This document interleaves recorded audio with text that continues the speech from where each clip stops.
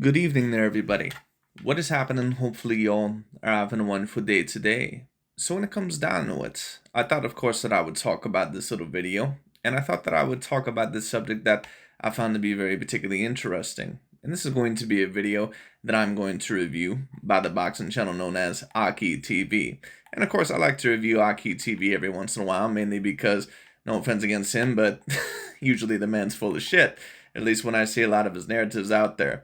But of course, AKHi TV, he's a part of the movement called New Media and of course the LDBC. And when you're a part of that movement and that of boxing, and to be fair, it's not really only the LDBC and New Media. Of course, there was also the BTA movement, I believe, or whatever the hell that was. I can't remember what it was within that of the boxing media circles that, of course, a certain amount of people also criticized. But to be fair, I haven't really seen their channels as much or really seen them trending as much lately. So I pretty much go to the channels that overall a certain amount of people pay attention to because I like to put things in their proper perspective. And AKHi TV, even though I think that he's a relatively talented dude in terms of creating a channel, I also do think that he has a certain amount of bias and a certain amount of racial narratives. And we do know that's one of the fighters that, of course, AKHi TV, Boxing Ego, Dante's Boxing Nation, and some of these other guys, one of the fighters that they love to denigrate is that of Mr. Saul Canelo Alvarez. And what I will say is this, even though Canelo Alvarez, even though I give him a great amount of respect, it's not like Canelo Alvarez, of course, has not been without his fair share of criticism at certain points in his career. To be fair, the man has not fought David Benavidez nor that of David Morrell within the past few years, and he's been at the 168-pound weight division for a very long time.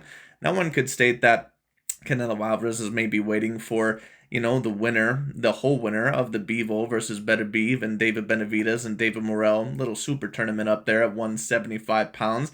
Canelo has expressed some sort of interest in possibly fighting the unified winner or Art to Better Beef at 175 pounds, and I believe that that could be a potential fight. But of course, one of the tactics that many people, not just these guys, but that many people, whenever they try to tear down a certain fighter, and sometimes this is relevant because we may have to readjust or we may have to reevaluate someone's resume depending on what that fighter has looked like later on in the future or when they finally start to face better competition. But one tactic that many people really love to try to use is the aging like milk theory or the aging like milk tactic, which basically means what? And I've seen a certain amount of people do this, especially as of late. I've seen Boxing Ego actually do this recently with Shakur Stevenson after Oscar Valdez got knocked out by Emmanuel Navarrete, I believe within about 4 to 6 rounds. I did not watch that fight personally, but I do know that Emmanuel Navarrete got the knockout, and I've seen Boxing Ego do this to Shakur Stevenson in order to pretty much make his boy toy Javante Tank Davis look better or pretty much to smell like a rose, come out smelling like a rose, even though his resume is really not that good either. But of course, AKHi TV is going to try to do this with Canelo Alvarez, and of course,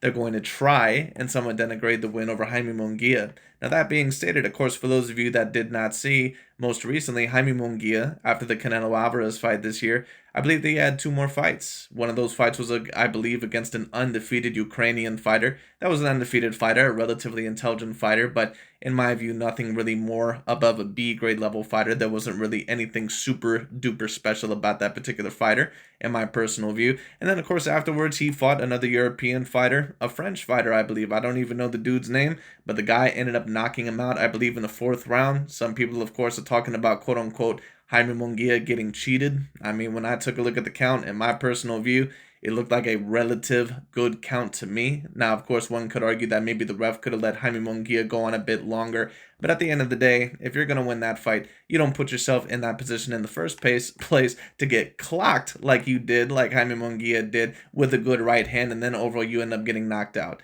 But of course, a certain amount of people are going to question now, and this is going to have to be a little bit of a question on Canelo Alvarez's resume. Was this a legitimate A-grade level win that he got over Jaime Munguia? Because, of course, earlier on in the year, I did consider Jaime Munguia being an A-minus level fighter. Now, I've never really considered Jaime Munguia someone that is a boxing level genius or someone that, in my view, is the smartest of fighters. But he was talented enough, powerful enough, and athletic enough, in my view, to get by in some very, very close and tight fights against some solid B-grade level contenders. Sergey Derevyanchenko, which was a fight that I thought he just pulled out. It was a great, great fight, but a fight that he had just pulled out. Sergey Derevyanchenko, of course, other than Jamal Charlo, he pretty much has given hell to every other fighter that he's ever fought. Sergey Derevyanchenko is like, he's like that one contender, that would either make it to the AFC Championship or the NFC Championship and always give people hell, but he can never beat the champion. He's a lot like, almost like Josh Allen in the Buffalo Bills or something like that, or kind of like Aaron Rodgers after he ended up winning that Super Bowl. Sergei Derevyanchenko, and that's not me to state that he's anywhere near as skilled for his profession as Aaron Rodgers is. But he is severely dangerous, overall, pretty much up until he gets there. Or maybe a better comparison would be someone like a Stefanos Tsitsipas, someone like that in tennis, someone that gives certain players like Djokovic and Rafael Nadal and other players hell, but he just can't ever seem to win the main one. That's who Sergei Derevyanchenko is. And then, of course, he got in the fight against John Ryder. Of course, John Ryder was probably beat up against Canelo Alvarez afterwards, but, of course, Jaime Munguia was the first one in a very long time to stop him. But of course, after this stoppage loss within 4 rounds, pretty much against the unknown fighter, and an unknown fighter that I believe only had about 4 or 5 knockouts, before this, the question is that how well is this win going to age on Canelo Alvarez's resume? Which is a very good question, because when we take a look at certain resumes, after certain things are revealed about certain fighters afterwards, we do have to take a look at that fighter and say, okay, how elite was that fighter really? And the same thing has to be done with Terence Bud Crawford's resume and other fighters' resumes.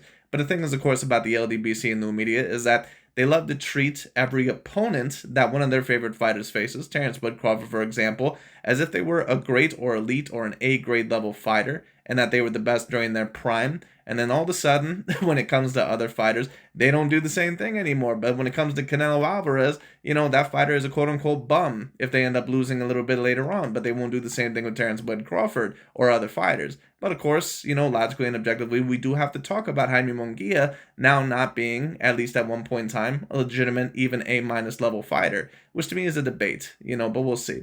But anyways, let's see what Mr. AKHi TV has to say. Let's get into it.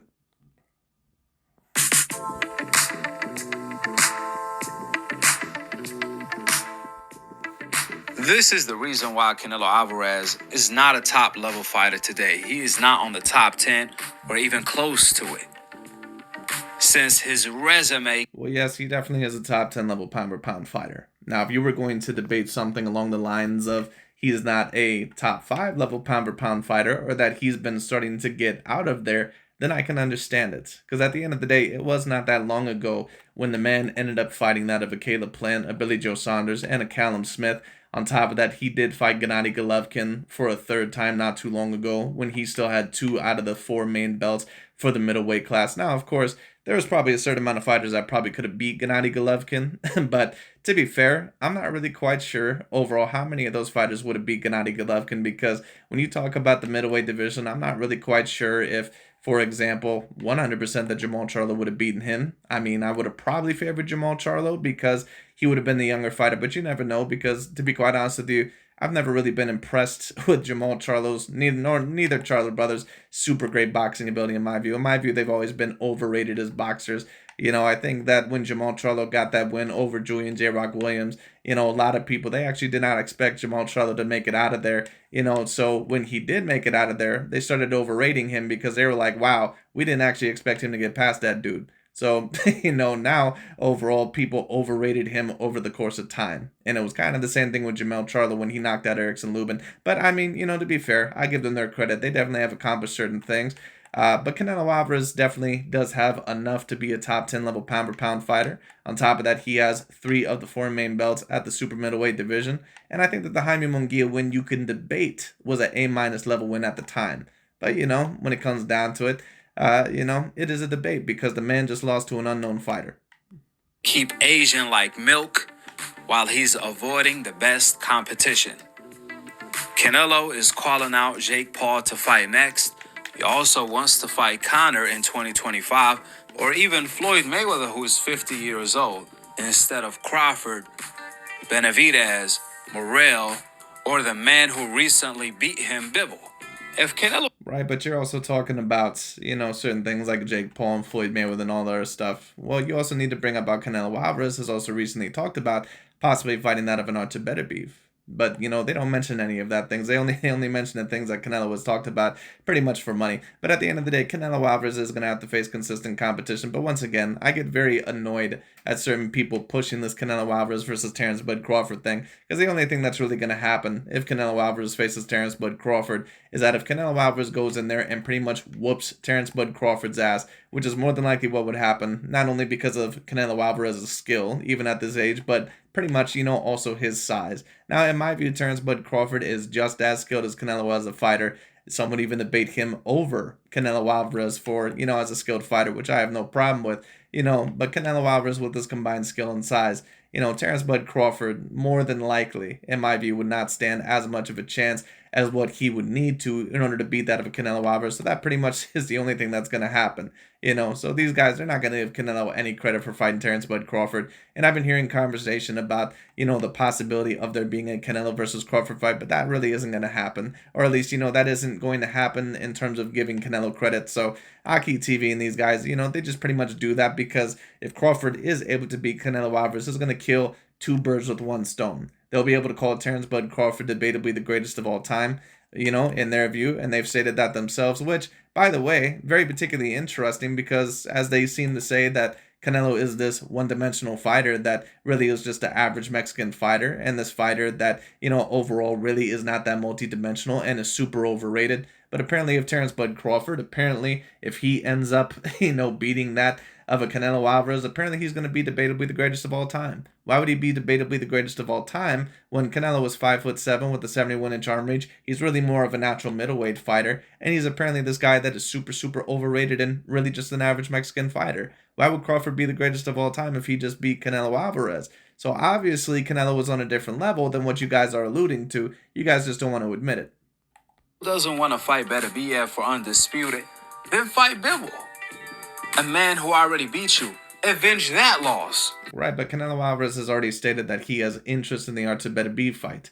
But he stated overall that I don't believe that he's doing it for his next fight. But once again, at the end of the day, Canelo Alvarez is going to have to start taking on bigger fights or just retire. Because people are starting to get tired of this shit to where, you take on these fights to where, they're probably relatively good fights, but they're not top of the line fighters. And at the end of the day, you can only get away with that for so long, even if you are more at the end of your career, at the tail end of your career, which Canelo Alvarez clearly is. But you're only going to be able to get away with that shit for so long. And I understand that Canelo Alvarez has a long history of fighting a lot of great fighters, and that's what I give Canelo Alvarez a lot of credit for. But really, to be quite honest with you, for the past couple of years, the man definitely could have fought better level competition. At the end of the day, David Benavidez was there. Canelo did not really make a whole lot of attempts to take the David Benavidez fight, nor did he make a lot of attempts to really take the David Morrell fight. Now, in my view, 175 is too big a jump for Canelo Alvarez, but at 168 or at 160, there are certain fights that you could take there. Personally, a fight that I would love to see Canelo Alvarez in would be the Yanabek fight, but I'm not really quite sure if that fight's going to happen.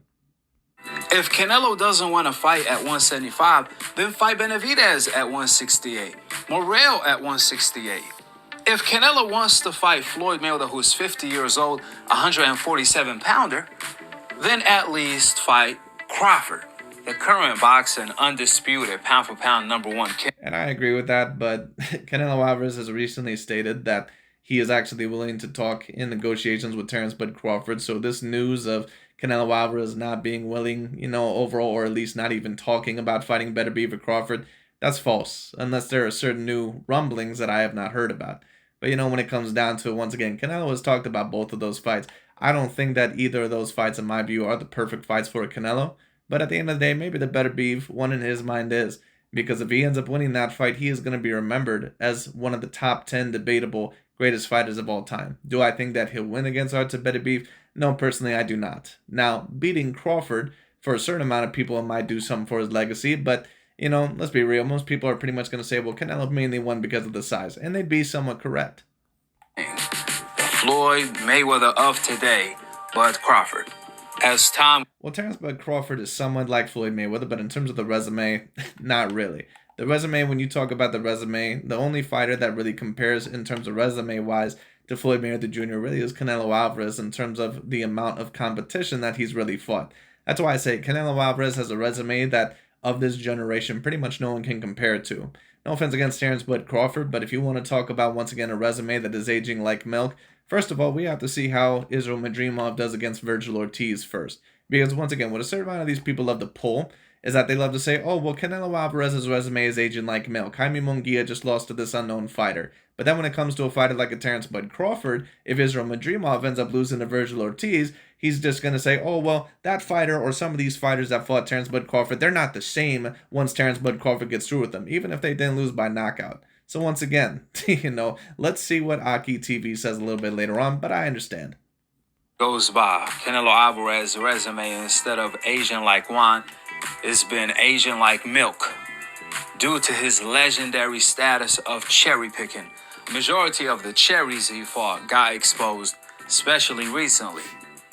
This is why Canelo... Well, which ones? In particular, because when you talk about, once again, Billy Joe Saunders, he hasn't really returned to the sport yet. Caleb Plant just fought an undefeated dude, now a fighter that, in my personal view, wasn't really an A-grade level fighter. But, someone overall in Trevor McCumbee that was relatively good, and someone that was undefeated, Caleb Plant just stopped him. When you talk about, that of, not Callum Smith, but what was the dude's name? Liam Smith, he just knocked out Chris Eubank. Now, to be fair, Chris Eubank, I don't think is an A-grade level fighter either, but he knocked him out. Now, of course, in return, Chris Eubank knocked him out as well. But Callum Smith, he also gave Better Beef a couple of tough rounds. He gave him just as tough of a fight, probably as a lot of the other light heavyweights. So, a lot of Canelo Alvarez's wins, they actually have aged decently well.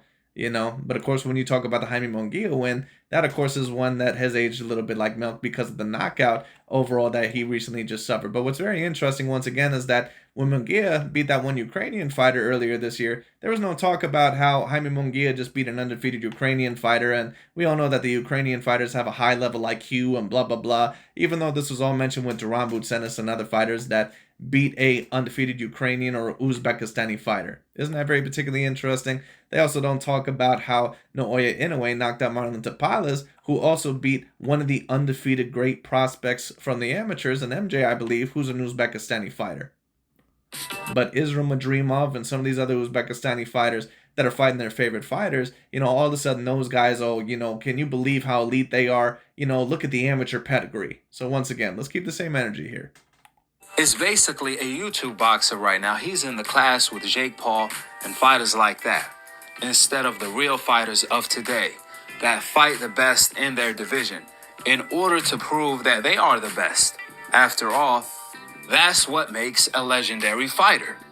Well, Canelo Alvarez is a legendary fighter, but at the end of the day, at the end of his career, and this is the reason why I wanted to do this video, because Canelo is going to have to get a certain amount of criticism, and he does deserve some criticism for not fighting David Benavidez or David Morrell. Because at the end of the day, people are going to get sick and tired of this shit to where Canelo can say, oh, well, David Benavidez doesn't offer me anything. It's at 20 extra pounds, but I'll fight him as long as I get this certain amount of money. And I think that Canelo is somewhat, honored to that money. He's offered a lot to boxing, but the thing is that at the end of the day, if you're going to hold up a division at 168 pounds, then at least give up the belts.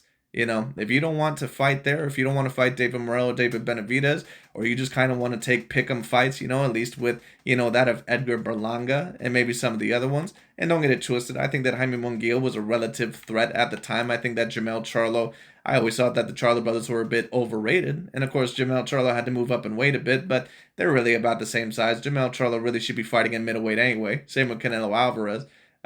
So when it comes down to it overall, I think that was a decent fight.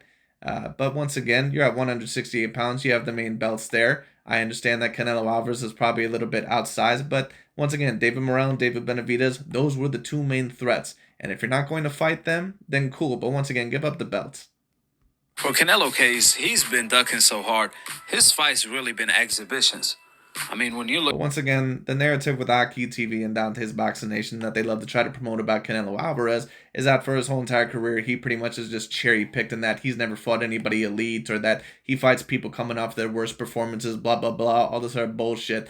Once again, Canelo Alvarez debatably has about a dozen A-grade level wins in his career. When you talk about, once again, what was his name, Austin Trout, when he first ended up beating him, at the time, that was an A-grade level win. Now some people may say, well, Austin Trout eventually got beat by some other fighters. We really don't know how good he actually was. Some people may debate that he was a B-grade level fighter. Well, if you're going to debate that, I don't necessarily have a problem with that. I would disagree, because I think Austin Trout was an A-grade, at least an A- level fighter until he got defeated by Lara, and that pretty much ended his career right there. Once he got defeated by Lara, that was the end of his career. He was never mentally the same after that. And you can tell when certain fighters are never mentally the same. He was never mentally the same. He still had a little bit left after he got defeated, by Canelo. But after he got defeated by Lara, he was done. So once again, you can claim that, but once again, then we have to use that same thing overall with other fighters. So then what that means is that Yuriorkis Gamboa, when Terence Bud Crawford fought him, when he first defeated him, a couple fights later, Gamboa lost to a dude that was like 20-10. So if we're going to use this example with certain fighters that at the time were looked at as A grade, and then later on, they ended up losing, then we need to start doing this with a lot of other fighters. Viktor Postol, in my personal view, I'm not really quite sure if he was ever truly A grade, because in my view, he was a very stiff fighter, and he was a guy that was a decent fighter, but he was he was definitely not the talent of some of the other Ukrainian talents that I had seen. Definitely not on the level of a Lomachenko nor a Usyk, not even close. He's a guy that in my view can kind of fight, within a multitude of ways, but he's very stiff, and if you use a lot of lateral movement on him and can compare someone to size in him, he's not more than likely going to be able to beat you. That was shown against Terence Bud Crawford and also against Josh Taylor, and he also lost to Jose Ramirez in a very close and tough fight. At the Rocky Fielding. Once again, the other A-grade wins: Austin Trout, Araceli Lara, Miguel Cotto. Of course, Cotto was a bit older, but keep in mind that he was the ring middleweight champion of the world, and that many people were actually predicting Cotto to beat Canelo, including Dante's Boxing Nation. And then now they use this excuse that Miguel Cotto was washed up. No, he wasn't washed up. He was refurbished a little bit by that of a Freddie Roach. It's just that Canelo Alvarez was naturally bigger. Yes, of course, he was younger, but he also was just a smarter and the more skilled boxer of the two. And Cotto was an exceptional boxer. But at the end of the day, Canelo was just naturally bigger, probably by about 1 or 2 weight classes, to be quite honest with you. And on top of that, Canelo Alvarez, I just think, is an all-around better fighter than Miguel Cotto. Although Cotto was a great boxer himself. But it is what it is. And of course, after that, he got the Golovkin win in the rematch. And after that, of course, I believe he started fighting guys, I believe, like Danny Jacobs. That was an A-grade level win at the time. After that, of course, he fought Billy Joe Saunders, Callum Smith, Caleb Plant, Jermell Charlo, Sergey the Crusher Kovalev, not quite the same fighter that he was, but keep in mind once again that Sergey the Crusher Kovalev was coming off of 2 dominant victories. One of those victories, once again, being, I believe, Anthony Yarde in the last fight before he fought Canelo, knocked him out, the undefeated British fighter. This fighter that stated that he would have a great chance against Artur Beterbiev. That's what Dante's Boxing Nation said. Well, that version of Sergey Kovalev, even though he had a little bit of tread on his tires, knocked Anthony Yarde out. That's what he did. All right, he whooped his ass pretty much, other than one round where he had a decent amount of trouble and damn near got dropped or stopped, but other than that, Sergey Kovalev pretty much put on a boxing clinic and beat Eleider Alvarez, the great Colombian prospect, in the rematch. So that's what Sergey Kovalev was able to do. Then, of course, after that, Jermell Charlo, this guy that allegedly was debatably top 5 pound for pound in their eyes and in the deepest division, and apparently, he might have an easier time against Canelo than Brian Castano. Then they get in the ring, he whoops his ass, and they pretty much use a size excuse. Even though Jermell Charlo weighed heavier than Canelo Alvarez. And, listen, that was not similar to a Canelo versus Bivol situation, or, for example, for someone else moving up in weight a couple of weight classes when they really shouldn't have. Jermell Charlo is a dude that really should be fighting at the middleweight division. He really is a guy that always should have been fighting at the middleweight division. He's been really oversized for the 154-pound weight division for a while. So him fighting Canelo, did Canelo have, a size advantage? Yes. Was it as big as what many people are alleging? No. The world. There's no reason for us to be packing our toothbrushes in bags like this when we go on vacation. Like, why are we even... Finish your gift list today. Up to 50% off select hoodies, sweatshirts, and more. 20% off select... In exhibitions. I mean, when you look at the Rocky Fielding of the world, Avni Yildirim's of the world, coming off a loss when Canelo fought him. Right, but once again, why are we only talking about Rocky Fielding and Avni Yildirim? Like, why are we only talking about those guys? Talk about Jermell Charlo. Talk about, once again, talk about Jaime Munguia. Talk about, overall, what's his name? Billy Joe Saunders and Caleb Plant. Like, why are we just talking about Avni Yildirim and Rocky Fielding? And you notice that they always bring up those guys first, because once again, they know deep down overall that Callum Smith and Billy Joe Saunders and Caleb Plant, that they're on a different level to those guys. They keep trying to put them all in the same pair. They're not. Avni Yildirim and Rocky Fielding are legit C-grade level fighters. But Canelo Alvarez didn't just fight a whole bunch of those guys in a row. Now, to be fair, once again, Canelo Alvarez also didn't fight Benavidez or Morrell either. So he is going to have to take a little bit of flack, because it's been very obvious that Canelo has been avoiding those type of fights now for the past few years. But at the end of the day, once again, it's not like Canelo Alvarez has just fought a whole bunch of bums in a row. Now, did he fight the most two dangerous guys at the 168-pound division within the past couple of years? No, he did not. So Canelo is going to have to drop in the pound-for-pound rankings, and he is going to have to receive a little bit of criticism for that. Now, I do believe that Canelo Alvarez is entitled to a certain amount of money at this point in time in his career, and I don't really have a problem with him going after the better be fight or waiting to see who might be the biggest cash out, so he can pretty much take that fight, and whatever the results is whatever the results is, or whatever they are, and he pretty much retires after that. That's what I believe more than likely Canelo Alvarez will do. But at the end of the day, Canelo Alvarez is holding up that weight class, and Morrell and Benavidez did have to move out of there because Canelo would not fight them. Munguia, and even Edgar Berlanga. All of these fights are exhibitions. These are not real fights because we already knew the outcome to these fights. Munguia, when he fought Canelo, Canelo couldn't even stop him. He actually gave Canelo a good fight, surprisingly.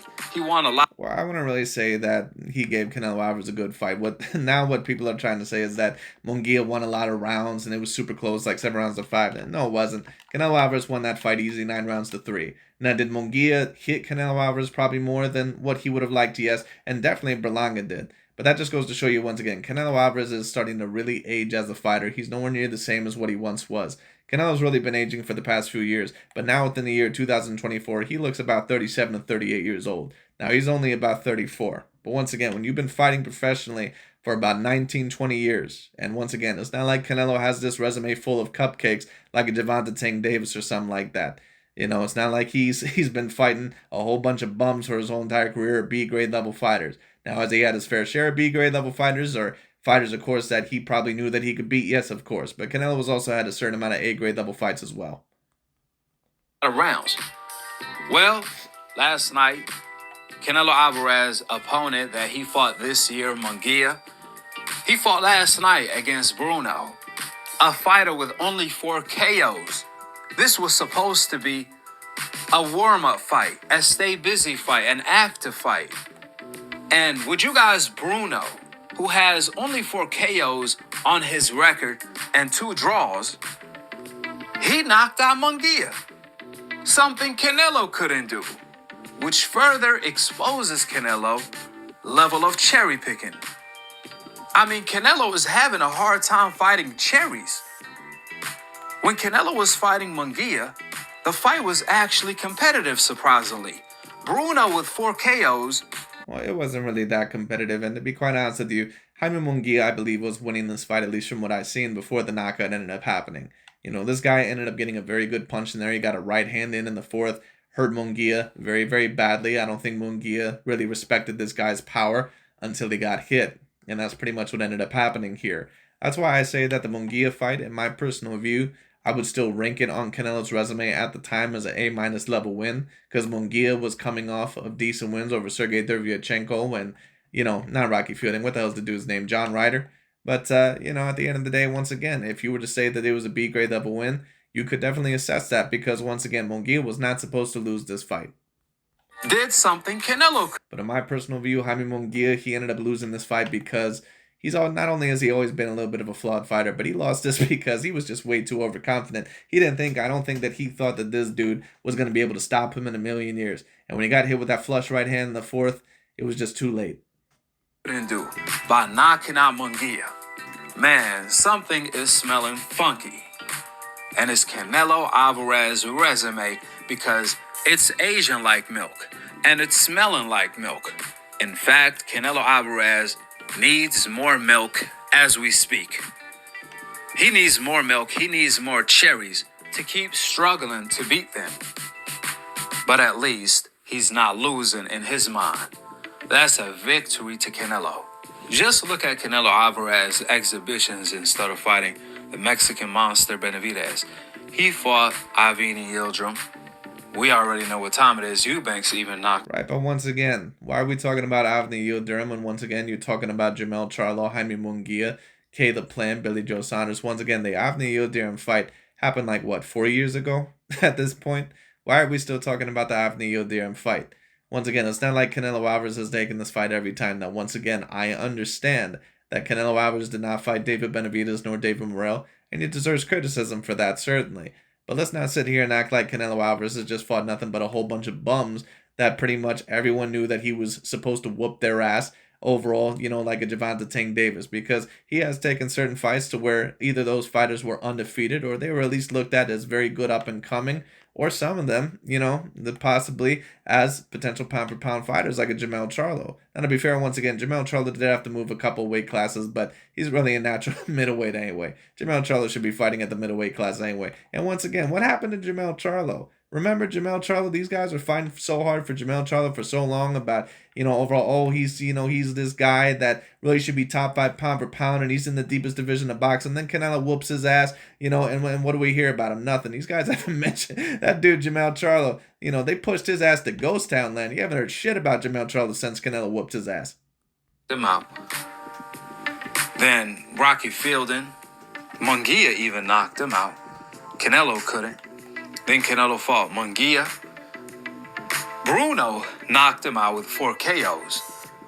And Edgar Berlanga. We all know Edgar Berlanga day is coming. He may lose even worse than Munguia. The irony of it all, this is the 3rd fighter Oscar De La Hoya tried to rack up his career. Protect him until he's 40-0 and 50-0. Well, actually, in my personal view, I think that those fights were actually very good for Jaime Munguia in order to get back in the ring and start to learn his skill set. I think that they weren't really trying to duck. I just think overall that with Jaime Munguia that he ended up recently losing to Canelo. So what you do is that with a fighter like that, you have to rebuild them slowly. And Jaime Munguia, hopefully if he is able to, reevaluate his career, and hopefully if he's able to get a rematch and do better, he learns from this, and he states that, I got a little bit too overconfident, and that's always been a problem with Munguia. He always gets a little bit too overconfident. He got overconfident in the Canelo fight, and in the first few rounds, he was winning, I think, 2 out of 3 of those rounds, and then Canelo Alvarez knocked him down in the 4th, and he was never really quite the same after that knockdown in the fight. So once again, Munguia has always been a relatively talented fighter, especially athletically. His boxing skills were getting a little bit better fight by fight, but he always gets a little bit too overconfident. He gets a little bit too reckless, and he gets a little bit, once again, overzealous sometimes in terms of getting the knockout or hurting his opponent, and sometimes that leads to him winging his punches. Sometimes that leads to him getting chinned, or sometimes that leads to him overall, getting hurt or, getting caught when he really shouldn't, and eventually it caught up to him. Like he tried to do with Gilberto Ramirez to beat Floyd Mayweather 50-0 record. And even while Gilberto Ramirez has one of the most padded up records that I've personally ever seen. Now, when you want to talk about a dude that really has fought no level of competition other than like 1 or 2 fights, you talk about a fighter like Gilberto Ramirez. No offense against that dude, but other than Arthur Abraham on that fucking dude's resume, who else is on there?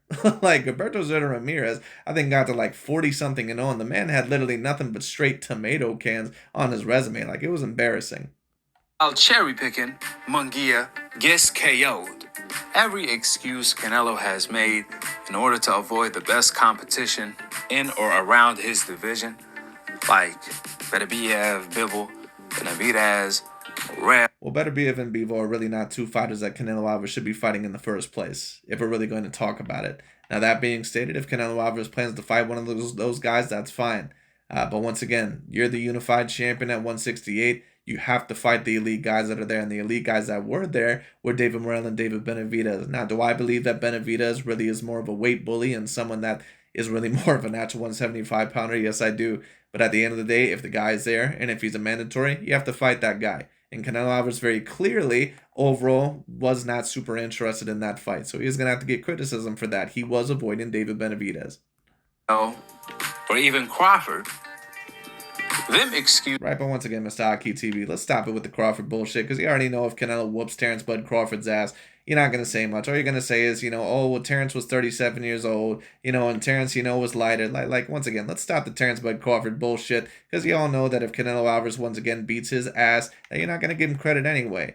And, and Terrence Bud Crawford, you could debate about who's greater, in my view, between Canelo and Crawford. But the thing is that, in my view, if Canelo beats Crawford, I don't think that's really going to do much for his legacy. The only one that wins in any way from that situation is Terrence Bud Crawford. This has already got debunked, not once, but multiple times. And here is another one. Canelo said he don't want to fight Crawford because he's moving up in weight and he's not going to get his credit. But he had no problem fighting Munguia for less money, who was a 154-pounder. like he had Right, but come on, man. Jaime Munguia. Jaime Munguia, first of all, not only has he fought at 154 pounds, overall, or excuse me, the last time he fought at 154 pounds was years ago. That's first off. But when you take a look at Jaime Munguia, that dude's a fucking super middleweight. Like, come on, man. Like, are you serious? That's the point that you're going to bring up?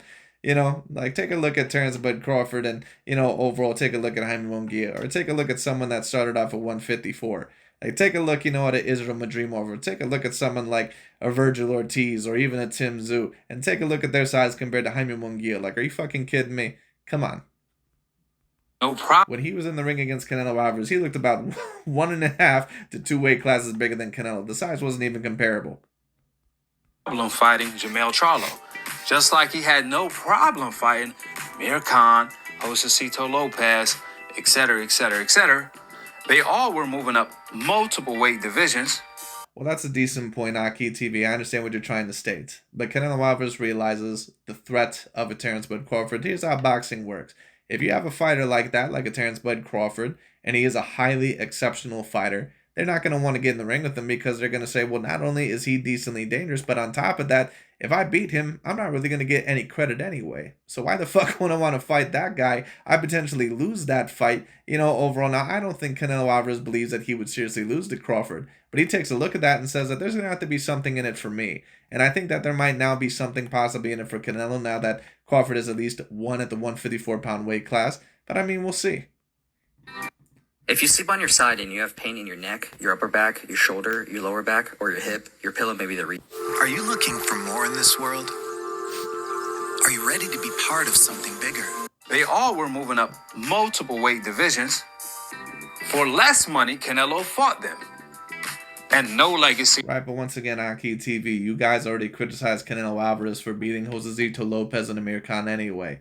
You already criticized Canelo Alvarez for fighting those quote-unquote smaller guys, and they were smaller. So, but the question is that why should Canelo then put it on the line against Terrence Bud Crawford if he's not going to get any credit anyway?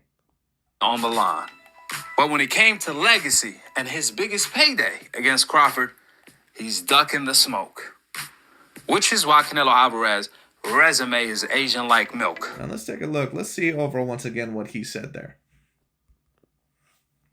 And no legacy on the line.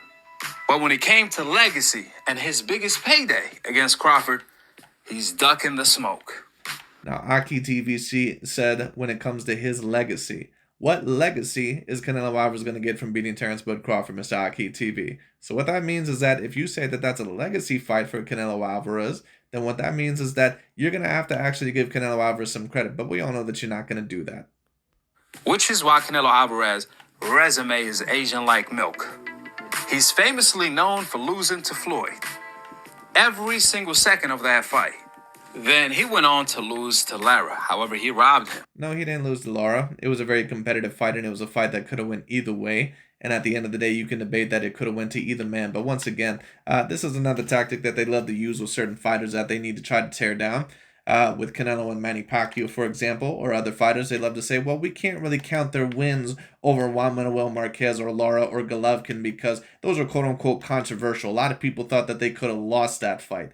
Well, if you're going to use that argument, then we need to start using that with Sugar Ray Leonard with Tommy Hearns. We need to start using that with Sugar Ray Leonard and Marvin Hagler and Roberto Duran because he lost to Roberto Duran coming up 2 weight classes in the first place. So we need to talk about that. We need to talk about that with Andre SOG Ward with Sergey the Crusher Kovalev. We need to talk about that overall with other fighters in the sport of boxing as well. So are you just going to use that with Canelo Alvarez and fighters that you need to try to tear down in terms of their all-time great ranking, or are you going to start to use that with everybody? And boxing fans do that in general, and that's really a tactic that, in my personal view, that, of course, is very snakish. But, a lot of boxing fans, of course, they love to use that. And not just boxing fans. A lot of people love to try to use that in general. Then he fought Gennady Golovkin. He managed to barely beat him in a controversial win. Even then, Canelo tested positive for PEDs. So Canelo Alvarez's biggest... That is something that Canelo Alvarez is going to have to get criticized with, is the PED usage. No doubt about it. Do I still believe that Canelo more than likely is on some sort of performance-enhancing drugs? Yes, absolutely. Now, that being stated, I believe that a certain amount of other fighters are on performance-enhancing drugs as well, including Terrence Boyd Crawford. And a certain amount of people may ask, well, why do you believe that Crawford is on PEDs? Because he's with the snack program. Victor Conte was one of the former, still is, when it comes down to it, still one of the top former, overall top suppliers of PEDs. The win of his career got tainted with a controversial decision and also with steroids that he took. Well, I think that you can say that the first Gennady Golovkin fight was a controversial decision. And to be honest with you, looking back on that fight, Canelo Alvarez made it a bit closer than what I thought it was. So if Golovkin did win that fight, it wasn't by much. But the first fight, I still give the Golovkin by a little bit. The second fight, though, I give the Canelo. He was just too sharp. In order to get the job done of barely beating Gennady Golovkin. Right, but Gennady Golovkin wasn't just a bag of marshmallows. Gennady Golovkin once upon a time was one of the top 5 pound-for-pound fighters in the world. These guys always love to say about how overrated Gennady Golovkin was, and when he finally got to the biggest fight of his career, he lost against Canelo. Well, at least he gave Canelo Alvarez a challenge. What the hell happened to Jermell Charlo? Remember the dude that was one of the top 5 pound-for-pound fighters in the world, and a dude that overall was in the deepest division in boxing. That division was quote-unquote so talented, he didn't win a single fucking round against Canelo Alvarez. And Jermell Charlo, to be quite honest with you, is probably similar in size to Gennady Golovkin. Now, he's probably not quite as girthy, but he's at least 6 foot tall, somewhere around there, with a 70-something arm reach. Him and Golovkin are really probably about the same size if you want to come down to it. So how come Jermell Charlo couldn't do something? These are some of Canelo Alvarez's biggest wins. He robbed Lara. No, he didn't rob Lara. And barely beat Gennady Golovkin. You notice that they say that he robbed Lara and that he barely beat Golovkin. Why is that? Because Lara is one of their black fighters that they like. And I love Lara. Lara's a great fighter. But at the end of the day, that was a very close fight that you can debate could have went either way. And you can argue that in some of those rounds that Lara was a bit too defensive and then thrown out for his own good, unfortunately. And Canelo, of course, he wasn't quite as sharp as what he needed to be in that fight, but of course he would mature a little bit later on as a fighter, even a little bit more. Now, of course, one would debate that he didn't always fight that type of style, that great slick, defensive style other than Lara and maybe Billy Joe Saunders and Caleb Plant, and that he didn't fight a lot of the slick black fighters. But to be honest with you, the only slick black fighter that really was around that weight class was really Demetrius Boo Andrade after that. And I think Canelo took a look at Andrade and said, listen, dude, if you want to fight with me, you're going to have to actually do something. And there's no offense against Andrade, who you see right here. But the man, really, to be quite honest with you, he never fought shit, really, in his career other than David Benavidez. And I'm not saying that Canelo Alvarez did not somewhat slither around that fight or avoid that fight. I think he took a look at Andrade and basically said that, you're a little bit, too much of a threat for your own good. And on top of that, you don't really bring any value. And I think that, to be quite honest with you, that Canelo Alvarez, that he had a right to somewhat say that, because Demetrius Andrade, no offense against him, but what the fuck did he really accomplish? Andrade, once again, you have to do something in your career sometimes to get those bigger fights. And that's why I say Andrade is really unfortunate, because had he took that Jermell Charlo fight, I think that Canelo Alvarez would have been able to, later on take that fight, or would have been a little bit more open to it. I believe also that Canelo and Andrade, that, at one point in time they tried to make the fight, but for whatever reason fell apart. I can't really remember why. But, do I believe that Canelo did somewhat avoid the Demetrius Andrade fight? Yes, I do. But at the end of the day, once again, I can't really blame Canelo too much, because Demetrius Andrade was, probably, a tricky fight, a little bit too tricky for the amount of value that he was really going to put forward. And on top of that, to be quite honest with you, just my personal view, I don't really see much of a difference between Andrade and Caleb Plant. I really don't see much of a difference between those two fighters. Just my personal view of it. Golovkin on steroids, and we all know Gennady Golovkin wasn't even all that. He was cherry picking and ducking more than Canelo himself. Gennady Golovkin. No, Gennady Golovkin was not cherry picking and ducking his whole entire career. Actually, Gennady Golovkin was being avoided by a certain amount of the fighters in the middleweight division, and this is why I also like to review these videos, because these guys are so full of shit. Now, is that me stating that Gennady Golovkin did not maybe do some avoiding himself? No, of course not. But what what's very interesting is that AKHi TV, and this was one of my latest videos, that AKHi TV recently didn't criticize Duran Boots Ennis, overall, because he said, well, how can you say that he avoided Virgil Ortiz when Virgil Ortiz isn't even in his own division? Well, Gennady Golovkin from these channels always gets criticized for ducking and avoiding Araceli Lara and Andre SOG Ward. And those two fighters were not even in his weight class. Now, to be fair, if Gennady Golovkin wanted the Canelo Alvarez opportunity earlier, he could have fought Lara and Andre SOG Ward. So I'm not going to once again completely not hold that against Golovkin because, of course, he thought those fights were tricky, so that was a part of the reason why he didn't take them. And I get it to a certain degree, but once again, if you really want those opportunities, then you have to fight certain people overall to get those opportunities. Same with Demetrius Bulbo Andrade. So I'm not going to, completely be blameless of Gennady Golovkin, but at the end of the day, once again, overall, those two fighters are not in his weight class. So how come Gennady Golovkin is not receiving the same amount overall of energy as what you're giving to that of Jaron Butsenis? Because you're treating Jaron Butsenis with kid gloves, and then other fighters that you don't like or that you need to tear down, all of a sudden, it's completely different. But Gennady Golovkin was avoided by Sergio Martinez. Miguel Cotto was not really rushing to fight him. Canelo, for a certain amount of time, was not really rushing to fight him. Even though they debated we were probably building up the fight a little bit and getting Canelo prepared for the 160-pound weight class. Because Canelo was not quite as grown into that weight class as of yet when he first started in there, of course. And then when you talk about, other fighters, other fighters did avoid him as well. Peter Quillen wasn't really interested in fighting him.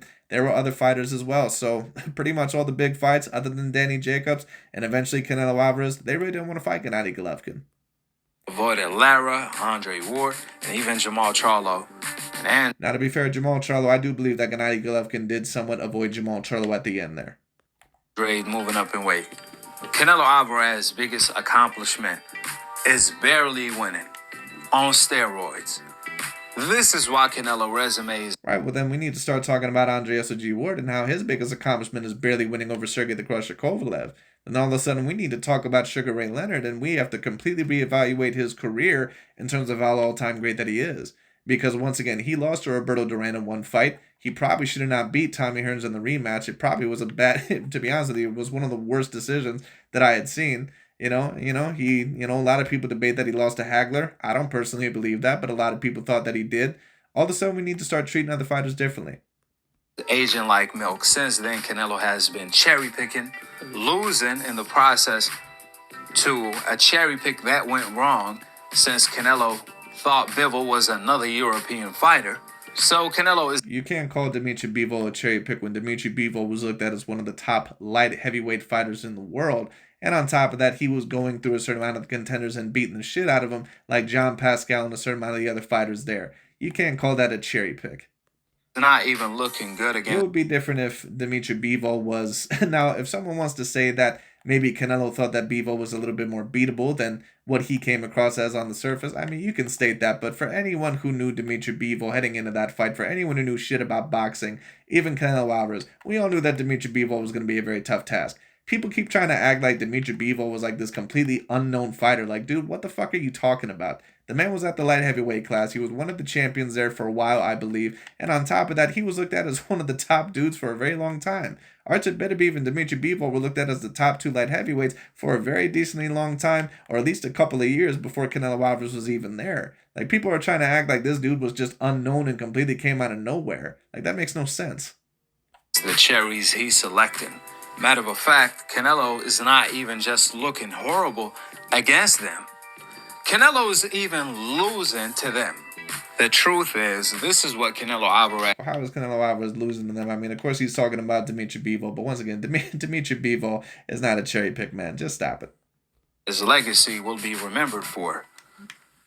No, that's what you're going to try to make his legacy seem remembered for. Canelo, in my view, when you praise his legacy, he's going to be up there with a certain amount of the other all-time great fighters, in my personal view. Now, is there going to be criticisms about going around certain fights like David Benavidez and David Morrell? Yes. But at the end of the day, Canelo Alvarez deserves his appraisal in the all-time greats conversation. He is an all-time great level fighter. But once again, I don't have a problem with the criticism of not fighting David Morrell or David Benavidez because you're in that weight class. You have to fight those guys. But once again, Canelo could be waiting for the Archie Beterbiev fight. We'll see. Losing, ducking, and cheating by using steroids. And let's not forget the cherry on top, looking terrible against his own cherries that he selected. That being said, go ahead and drop your thoughts in the comment section below. Is Canelo Alvarez gonna fight Bruno next, who has 5 KOs? I truly believe we are looking at Canelo Alvarez next cherry pick opportunity. Well, what I will state is this. I do understand why a certain amount of people would possibly believe that Canelo would take that fight, because he has taken on some of these C-grade level European fighters, at least within the past few years. Now, has it been every fight? No.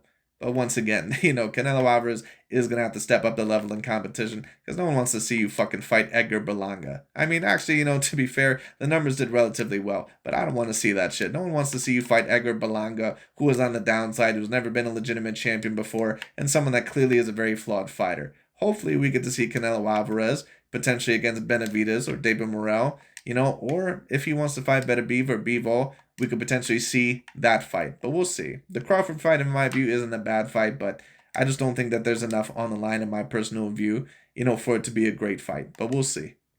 This is his next cherry victim. Canelo is like a hyena licking his chops looking at Bruno. I would have said a lion, but that's too much of a compliment. Canelo ain't no lion, because a lion will challenge another lion to protect his territory. Right, but Canelo Alvarez has done that many times in his career.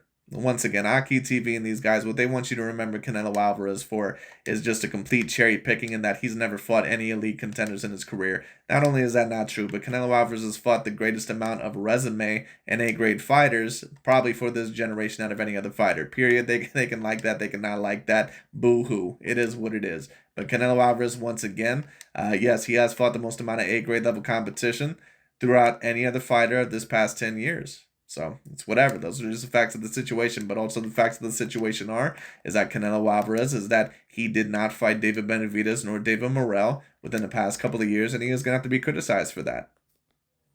Give it up like a hyena would.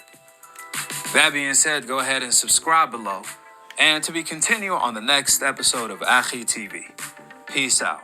Wa alaikum assalam wa rahmatullahi wa barakatuh. But that pretty much is about it for today. I just thought that I would talk about that. Thought it was very particularly interesting. But Canelo, once again, we'll see what he does. I think it's very possible that we might see the Terrence Bud Crawford fight. In my personal view, I don't think that that's really a fight that should happen. But if it does, of course, it would be better than against a C-grade level European fighter. So, I mean, we'll see what happens. But once again, Canelo's an all-time great fighter in my personal view. But people are getting sick of this shit where you're fighting against fights to where more than likely is going to be winnable. And I like Canelo Alvarez, as a fighter, but no one wants to see this Edgar Berlanga shit, at least not us boxing aficionados. We want to see Benavidez, potentially David Morrell, possibly Artur Beterbiev, Dimitri Bivol. Now, in my view, that's a little bit too high of a jump. But if you're not going to fight those guys, then you should have fought David Benavidez or David Morrell. So I have no problem with the criticisms of that whatsoever. And if he isn't going to fight those guys, no problem. But then give up the titles. But we'll see once again where Canelo goes from here. Because I think once again that Canelo's plan is that he's probably going to have one more super fight and pretty much retire. But we'll see. That pretty much is going to be about it for today. Thank you all so much for watching. And I'll talk to you all later. And we'll see what Mr. Canelo Alvarez does. It's very possible that he might fight Crawford next. So we'll see.